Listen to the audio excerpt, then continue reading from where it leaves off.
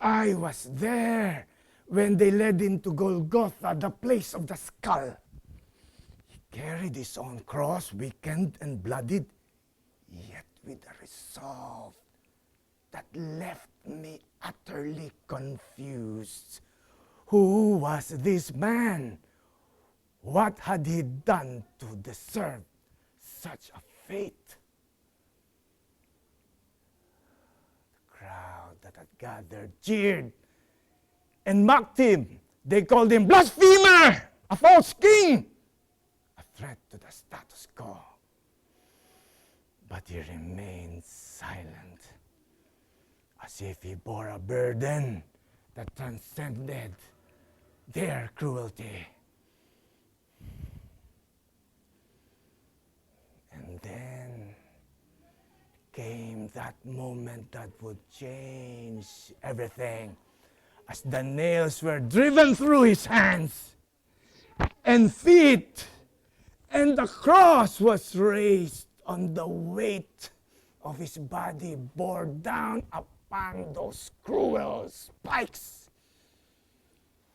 He spoke, "Father, forgive them, for they know not what they do."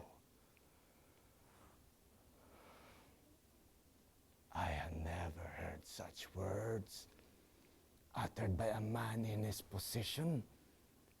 It was a prayer, a plea for forgiveness for those who were inflicting this unspeakable pain upon him.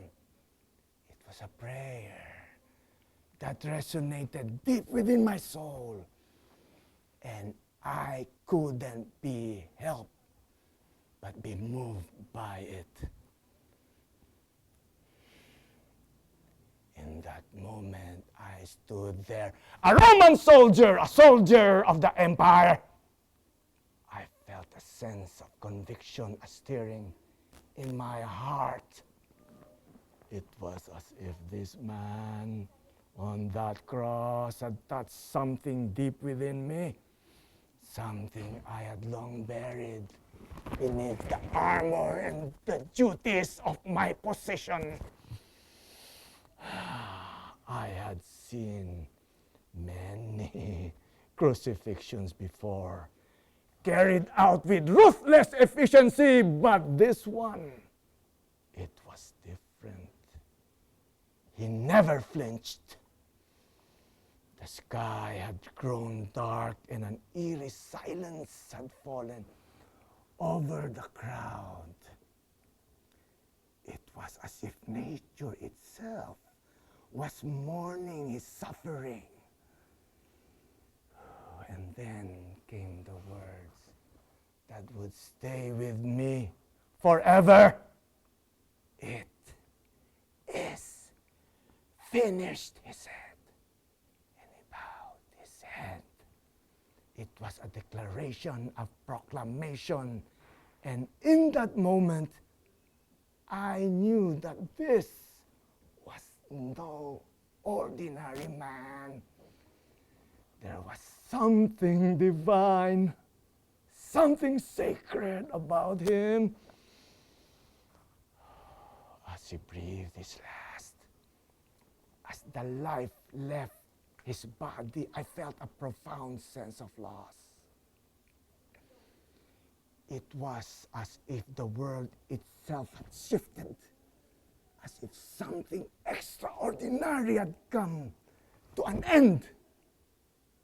I had been a witness to his crucifixion, but I was also witness to something greater, something beyond my comprehension.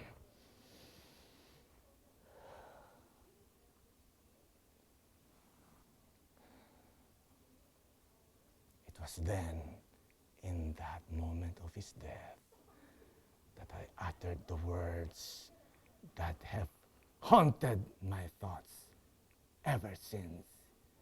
Surely this was the Son of God, I said aloud, almost without realizing it. It was as if the truth had suddenly become clear to me undeniable.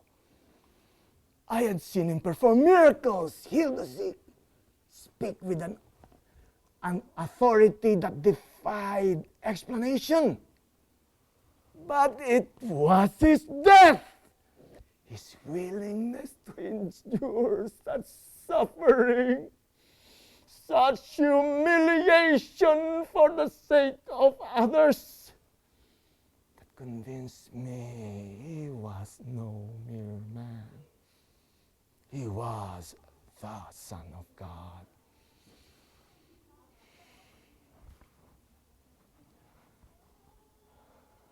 I cannot explain it fully. But in that moment, as I stood here, I felt a profound shift within me. It was as if my heart had been opened to a truth I had never known before, a truth that transcended the boundaries of my own understanding. I have been a soldier of the empire for most of my life. I've seen the world through the lens of duty, honor, power. But this man, this Jesus, he showed me a different way.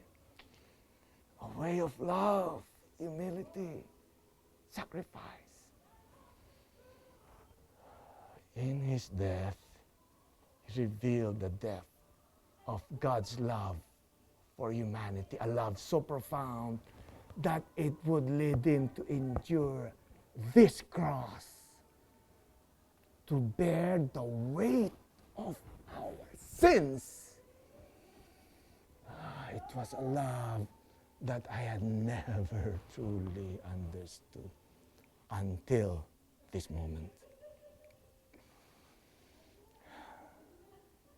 Jesus, you have shown me the way, the truth, the life. You have revealed to me the depth of your love, the power of your sacrifice. I may be a Roman centurion, but in this moment, I am a believer, a witness to your divine grace.